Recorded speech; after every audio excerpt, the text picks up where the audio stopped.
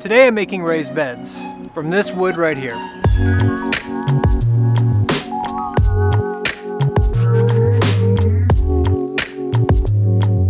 In this video, I'm going to talk about how to build a raised bed, material considerations, dimension considerations, and then how to fill your raised bed without breaking the bank. Now it is January and it is going to be several months until I'm able to safely plant even the hardiest crops. But now is the perfect time to make your raised beds. Or rather, fall would have been the perfect time to make your raised bed, fill it, plant a cover crop, and get that microbial activity cooking away. But since I didn't build these ones in the fall, I'm going to build them now. Because if you're starting off gardening, or even if you're a seasoned gardener, spring is going to be filled with activities and you're going to have more than enough to fill your time. So unless you have a foot of snow on the ground, I would say build your raised beds now to have something going in the garden that you can be doing and looking forward to planting those first crops. The wood that I'm using for the raised beds I'm making today is a treated landscape timber. These are relatively cheap. And you may have heard that you shouldn't use treated lumber for a raised bed, and that is partially true. Prior to 2003, a different chemical compound was used to treat lumber that had chromium, copper, and arsenic. The problem was the chromium and really the arsenic compounds that would leach out and was not safe to use in a raised bed. But that has since then been phased out. So if you have an old deck or a fence that's being taken down and you're thinking, well, I can reuse some of this lumber maybe to make a raised bed, I would caution against it unless you know that it is using the safer new copper compounds that don't have that chromium and that arsenic. Other wood that you should not use includes railroad ties and telephone poles because they were treated with a creosote compound, which is not great. Now, if you still don't like the idea of using treated wood, I totally understand. This bed and most of the beds in my garden were made using untreated pine 2x12s. And if you want to extend the life of untreated wood, you can use tung oil or linseed oil, but not boiled linseed oil on the inside of the raised beds. I'm currently running a bit of an experiment where I have one bed that I treated with tung oil, one bed with linseed oil, and one bed that is untreated. And I'm going to see if treating them with these compounds makes it last longer, or if it was generally a waste of about $15–20 per bed for the amount of oil to treat them. Be sure to subscribe so you see when that video comes out. It may be another year because I really want to give it time to see the results. I don't know if you can hear it, but if you can, excuse the air conditioner sound right now. But this right here is a cedar tree that we're going to have milled into wood. And cedar and redwoods make excellent wood for building raised beds. They are naturally rot resistant. But I will caution against some of the kits and even using fence pickets for building raised beds, because those kits and the fence picket, rather than being made from heartwood, the center wood that is really, really strong and has those antifungal properties, uses the sapwood, the lighter, weaker, less rot resistant wood because it's the cheaper stuff. So those kits may not be the best thing, but if you can get some really good cedar wood or redwood to build raised beds, those will last a long time. The raised bed I'm building today is going to be 12 feet long by 3 feet wide.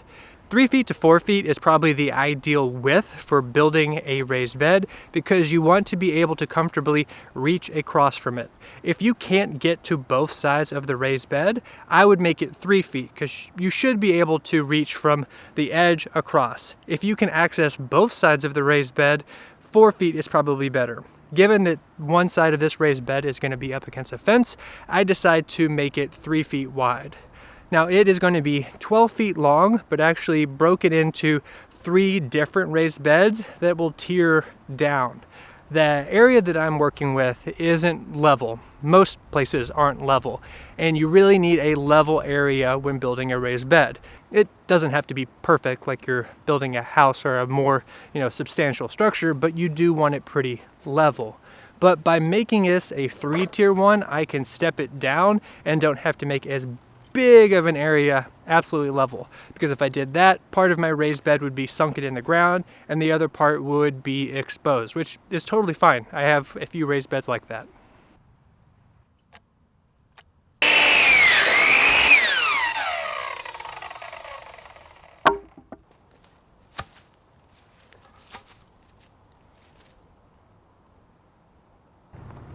Okay, slight change of plans. Yep, that probably made it worse. As I'm laying it out here on the ground and just seeing how it's going to be with the 4x3, 4x3, 4x3, it's getting a little tight close to the bed that I currently have garlic planted in. So I'm going to do 2 4x3s and then 1 3x3.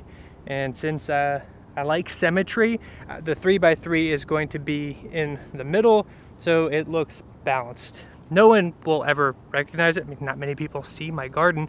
Well, I do post it on the internet, but for my sake, that'll make me happier. So a 4x3, a 3x3, and then a 4x3 cascading down.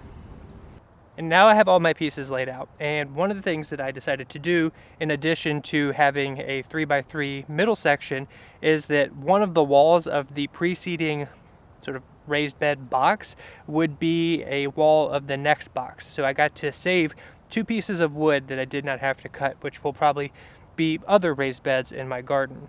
And to connect everything, if I had long enough screws, I could just screw it all together. But I do not have screws longer than 3 inches. And I could also use brackets, but I do not have brackets.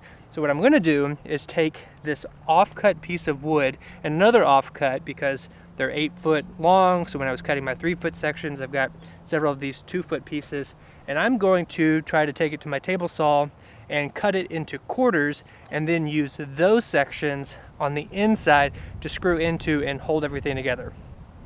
I think it'll work.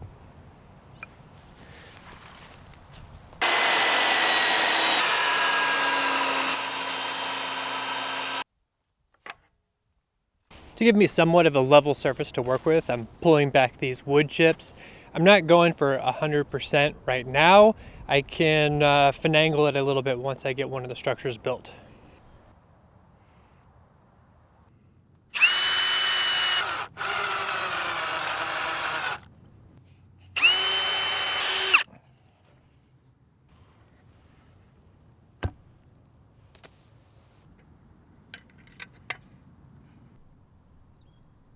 Assembly is made much easier with a second pair of hands, but my wife isn't feeling well, so I'm just doing it myself. It is totally possible, but you have to get a little creative of how you prop up and brace things. I'm currently using a drill to hold this piece up and make sure that it is level before I screw everything together. Now, as I said before, you want it level, but level-ish is good enough. I don't think it needs to be absolutely perfect. Now you can make it that, but for me, close is good enough for a raised bed.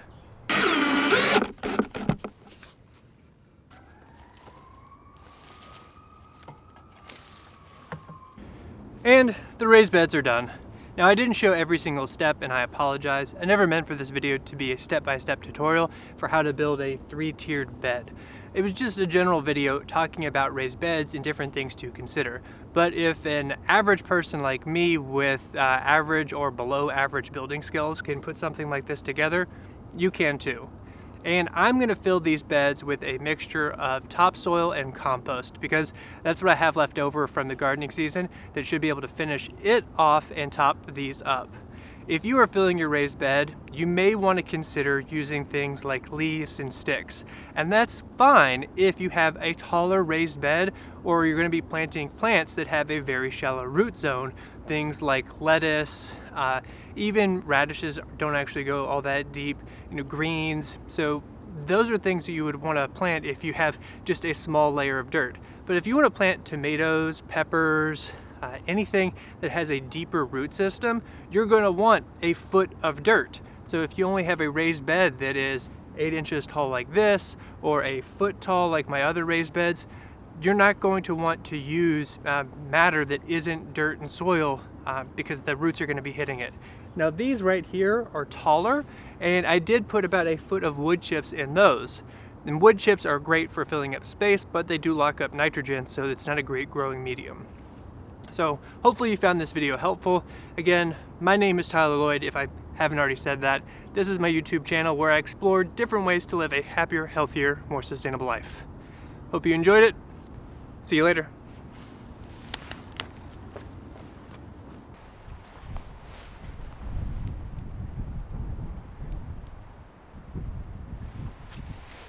Forgot to take my thumbnail for this video, which I almost always do. Now there's going to be snow in the thumbnail and no snow in the video.